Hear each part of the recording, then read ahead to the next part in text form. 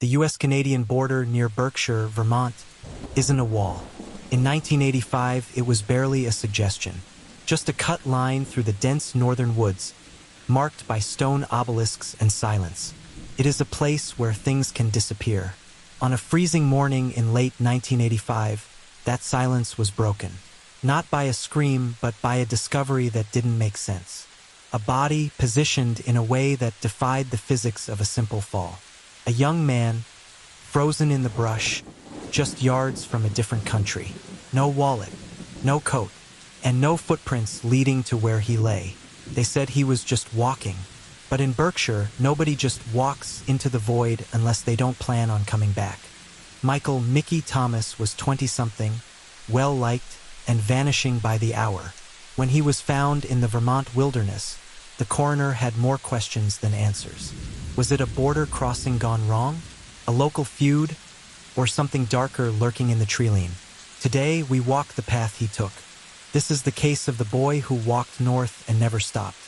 To understand the death of Micky Thomas, you have to understand the geography that defined his life. Berkshire, Vermont, isn't a tourist trap.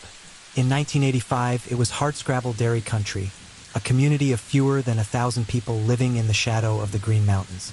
It's a place where neighbors know the sound of each other's trucks, and where the Canadian border is less of a political boundary and more of a backyard fence. Micky was a product of this environment. By all accounts, he was a creature of habit. He wasn't a drifter. He wasn't involved in the high-stakes smuggling that occasionally ran through the line houses straddling the border. He was described by those who knew him as steady, a grinder, the kind of guy who punched the clock, drank his beer at the local tavern, and went home. He had ties to the community that should have anchored him. He wasn't the type to run away. He had a routine. And in small-town investigations, routine is usually the first thing to get dismantled. Micky was known to take walks. In the city, a walk is transportation. In Berkshire, walking the perimeter of the woods is a way of life, a decompression method. But Micky was also known to be cautious. He knew the woods. He knew that in November, the temperature dropped like a stone the moment the sun dipped behind the pines.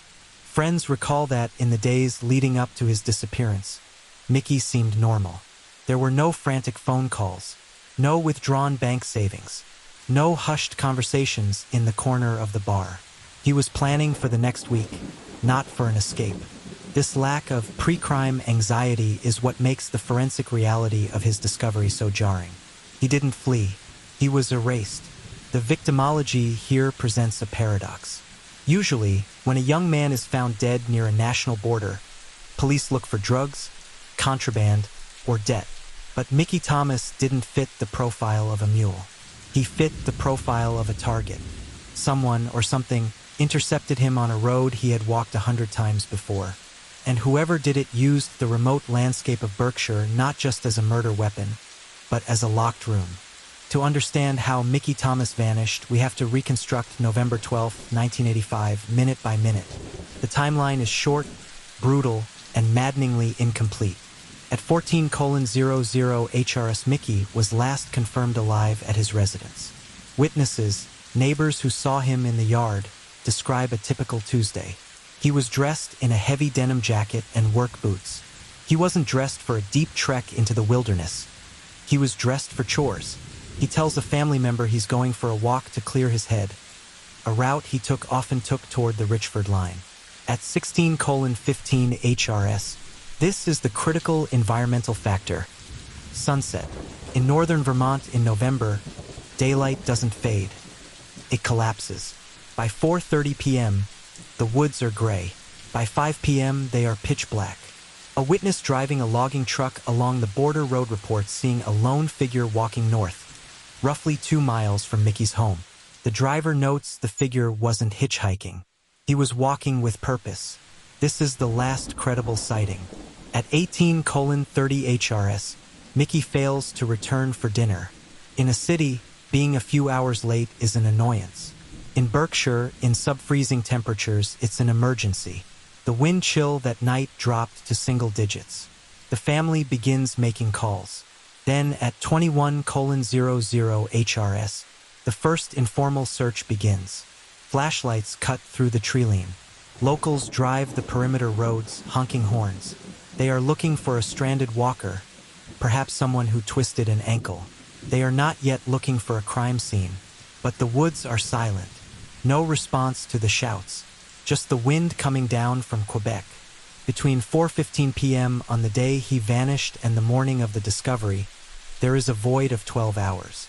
12 hours where Micky Thomas was somewhere in that freezing darkness. He didn't check into a hospital. He didn't cross the border checkpoint legally. He simply ceased to exist in the civilized world. The discovery was made 48 hours later by a hunter tracking deer near the boundary markers.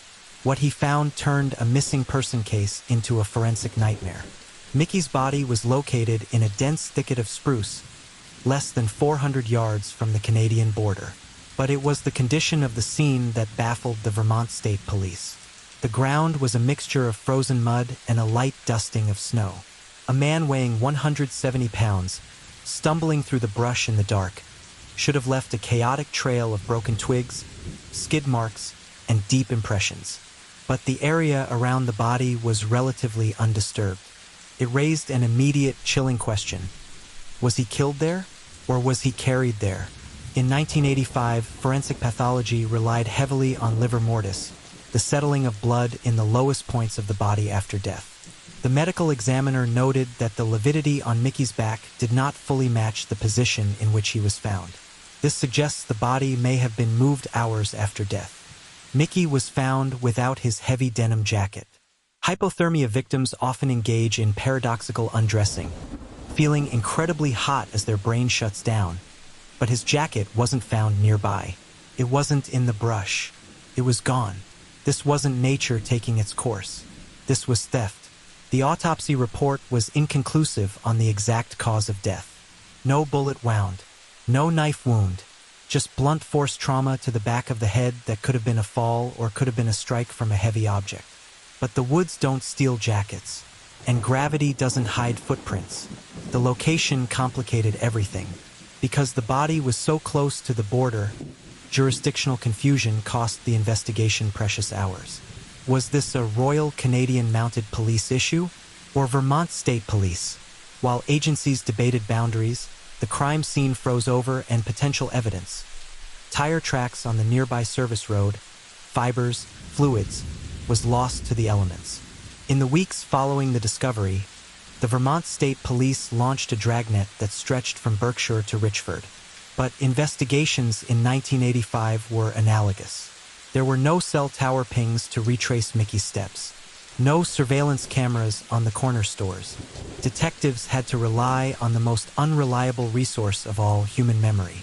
Detectives immediately zeroed in on the border theory. In the mid-'80s, this stretch of the border was porous.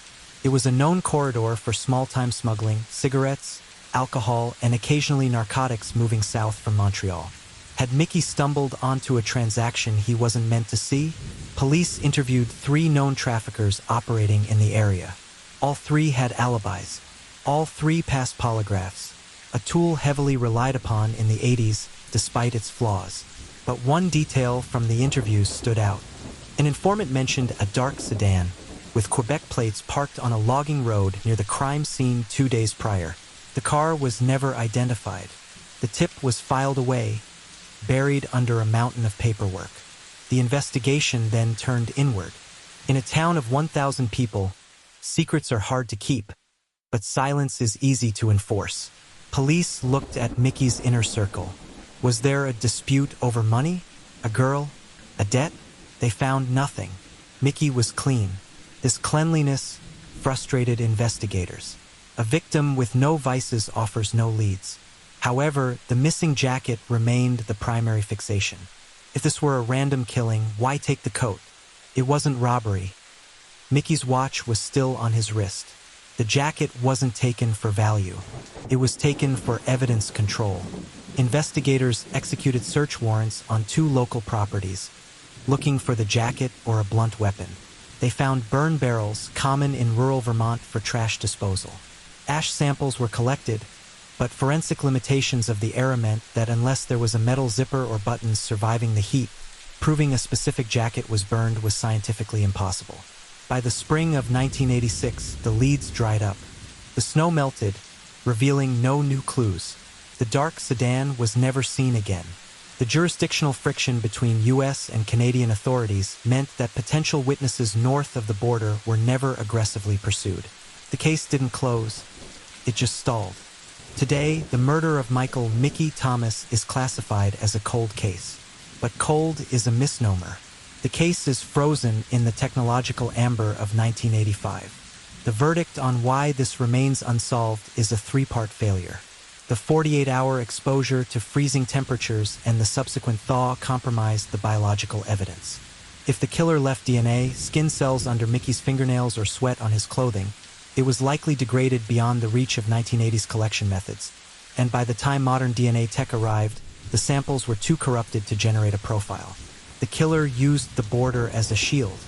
By committing a crime on the edge of two jurisdictions, they exploited the bureaucratic lag between the two nations. In 1985, information didn't travel at the speed of the internet. By the time Vermont police were talking to Quebec authorities, the trail was ice cold. The missing jacket is the key. It is the only piece of physical evidence that links the killer to the crime. It likely contained the killer's blood from the blow to the head or hair. Its absence suggests the killer was rational, organized, and likely local enough to know they needed to destroy it immediately. There is no statute of limitations on murder, but time is the enemy of truth. Witnesses pass away, memories fade. The verdict today is one of frustrating ambiguity. We know where Micky died. We know how he died. But the who and the why are locked in the minds of people who have kept their mouths shut for nearly 4 decades. In Berkshire, the trees have grown back over the spot where he was found. The world has moved on. But for the cold case unit, the file remains on the desk, waiting for a match, waiting for a conscience to crack. In the forensic deconstruction of a murder, it is easy to lose the man in the math. We talk about lividity, timestamps, and jurisdictions. We forget that before Micky Thomas was case file 85 to 112, he was a son, a brother, and a friend. He was 24 years old.